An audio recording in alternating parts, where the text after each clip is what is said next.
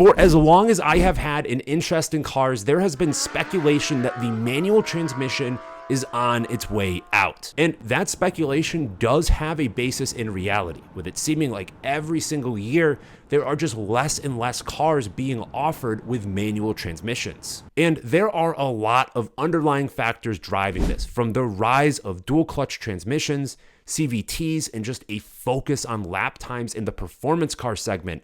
But overall, the biggest driver is just that automakers are focused on making money. And if there is an option with a low take rate that they feel they can discontinue without getting too much pushback, they are sure to do it. But on the reverse side of that same coin, it's also the reason why the manual transmission will be around for as long as they keep making internal combustion engines. It's because consumers continue to demand it, and we largely have the American market to thank for it. So to start us off, both the automatic and manual transmission date back to the inception of the mass production automobile. Although in these very early applications, the technology that was actually behind these transmissions was quite different from what we use today. However, for the discussion that we are having today, we are not going to get super deep into any of the technical details, and instead, we're going to focus on the practical applications of some of this different transmission technology. And we'll pick up in the 1950s, which is largely when we would see the transmission technology that we use today start being introduced in mass production cars. For example, this is when manual transmissions started to be offered with synchros for all forward gears, which is something that we take for granted today. This would also be the time when hydraulic automatic transmissions started to become a lot more common. These types of transmissions use a torque converter and a planetary gear set to provide you with a shifting-free driving experience. However, automatics at this time had a lot more drawbacks. Mainly, they were just really inefficient. They had a lot of parasitic drivetrain loss, meaning that less power from the engine was actually making it to the wheels.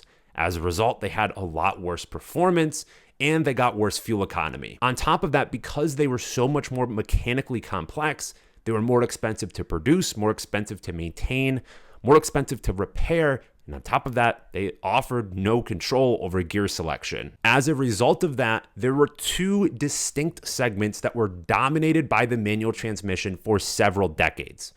The first being the economy car segment. Because these manuals are cheaper to produce, cheaper to maintain, they get better fuel economy. For a budget-focused car and a budget-focused buyer, they were kind of just the obvious choice. Then on top of that, the other segment was performance cars. One, because manuals actually offered real control over gear selection, but also because they offered better performance. Focusing in on the performance car segment, from the 1950s to the early 1990s, there were a lot of different sports cars that were offered with both manual and torque converter automatic transmissions. Vehicles like the Corvette, Mustang, and even some GT-focused Ferrari models. However, there was no question that for vehicles that were truly focused on all-out performance, the manual was the clear choice, with the automatic kind of just being offered as an option for convenience and to help boost sales. We would start to see a shift in the early 1990s with the introduction of the automated manual transmission. Mechanically, these automated manuals were pretty similar to your conventional manual transmission, with the big difference being that the clutch and the gear shifter were being controlled by a computer. While the idea of an automated manual dates back to like the 1950s, it really wasn't until the 1990s when we would start to see it really get used in a lot of different performance cars. Just about every single high-end car company would have their own version of the automated manual. Ferrari would have F1, Lamborghini would have E-Gear, BMW would have SMG, and Aston Martin would have Sport Shift. The benefit of this type of transmission is that when it is working well in a high performance setting, it offers shifts that are faster than a human possibly could, while still offering that same level of control over gear selection. The downside, though, is that if you weren't driving fast, they were generally seen to be pretty clunky and unrefined. And on top of that, they also wore through clutches a lot faster than a normal manual. So when these automated single clutch manuals started to get introduced, they were popular, but the manual transmission was very much still alive. The factor that would ultimately lead to the demise of the manual transmission in the supercar segment would be the advent of the dual clutch transmission. Without getting too technical, a dual clutch is essentially two manual transmissions that have been fused together and have a really complex computer that controls everything and makes sure it operates smoothly. While it didn't make its way into performance cars until like the mid 2000s, once it came onto the scene, it took over pretty fast. For instance, when Nissan rolled out the R35 GTR, it was only offered with a dual clutch transmission. Subsequently, Ferrari, when they came out with the latest iteration of their V8 supercar in the 458, again, it was only offered with a dual clutch. And the factors behind the dominance of the dual clutch, it's pretty simple. It just combines the best of both worlds. Once this technology went mainstream, every new generation of supercar was only being offered with the dual clutch. And it made these cars a lot faster. And at the same time, manufacturers started to realize that people really cared about their cars' lap times. Turning back to the economy car segment, the manual was super common here because it was cheap to produce, cheap to maintain, and got good fuel economy. And it wasn't just economy cars that were offered with manuals. For a very long time, for most pedestrian cars, the entry-level model, the base car, a manual transmission would be the standard equipment. And again, this is a place where we would see the manual transmission get phased out, but this time it was with the continuously variable transmission, or CVT. While the CVT has been used in things like mopeds and snowmobiles for decades, we would only really start to see it in production cars in the mid to early 2010s. The advantage with the CVT is that it is even cheaper to produce and again provides a shifting free driving experience. However, the downside is that a lot of the early iterations of the CVT in mass production cars had major reliability issues, but fortunately, these have largely been resolved in some of the later iterations. The other thing worth mentioning, in addition to the introduction of the dual clutch in the CVT, is that the traditional automatic, a torque converter hydraulic, those transmissions have gotten really, really good as well. And they are now significantly cheaper to produce. They no longer have these higher maintenance or repair costs. And at the same time, they offer even better fuel economy and even better performance than the manual. While it may seem like all hope is lost for the manual transmission, I do not believe that is the case. One area where the manual is very much still alive is kind of in the entry to mid-level sports car segment. Vehicles like the Mazda Miata, the Porsche 911, the Honda Civic Type R, the Ford Mustang, these are all options that are still available with manuals. And I really do think that is something to celebrate. Now, the reason they are still around is because a lot of consumers continue to buy them. You could take the BMW M2 or M3, for example, where BMW claims that the manual has between a 25 and a 50% take rate. So as much as I think BMW would love to phase out the manual, it's simply not an option. Maybe my favorite example of this is with Porsche in the 911 GT3.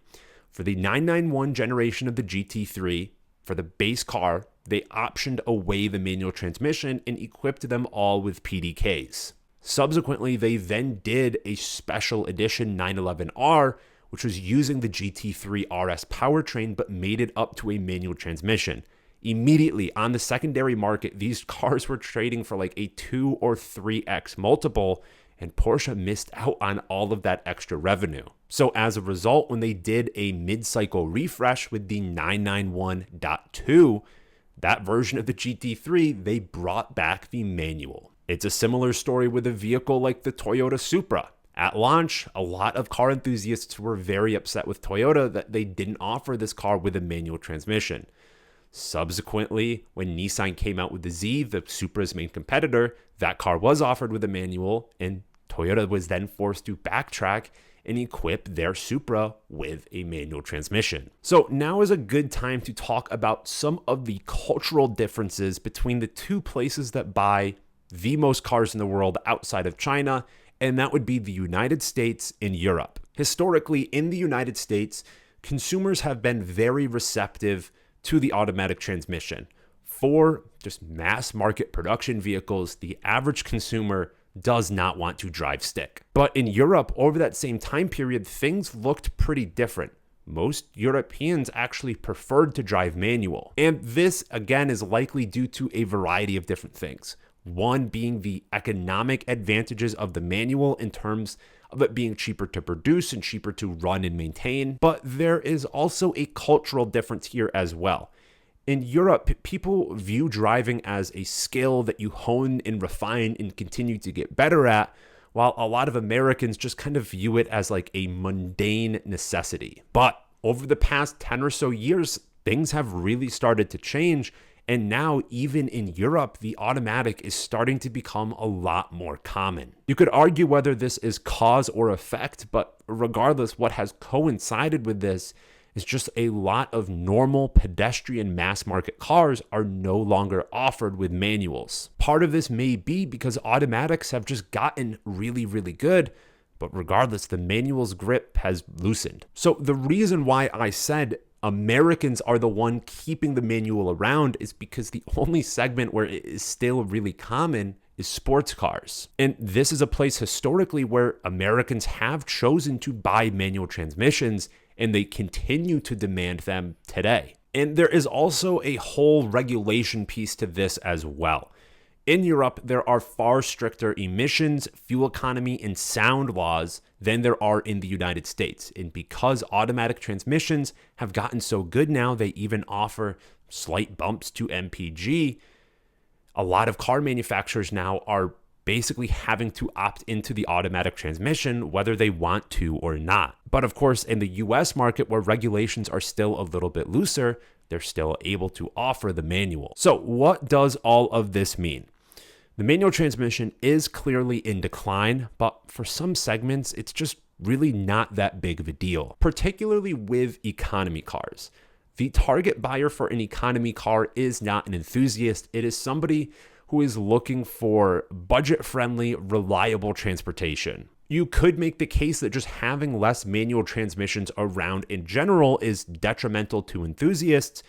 And while I kind of understand that to a point, it's, again, just not that big of a deal with economy cars. Supercars, on the other hand, that is a segment where it is truly a shame that the manual has been phased out. Although there are a few tiny glimmers of hope that suggest it may not be completely lost. First, there is this niche industry that has popped up of converting kind of some of these late 90s, early 2000s supercars from the automated manual to a traditional 3-pedal manual. And while this is very much a boutique industry, it is something that I'm confident OEMs are paying attention to, and some like Aston Martin are even starting to dabble in a little bit themselves. Additionally, at the very high end, with brands like Pagani, Koenigsegg, and even Aston Martin, they are producing extremely limited edition hypercars that feature manual transmissions. And the reason for this is just that power and performance have gotten really, really ubiquitous.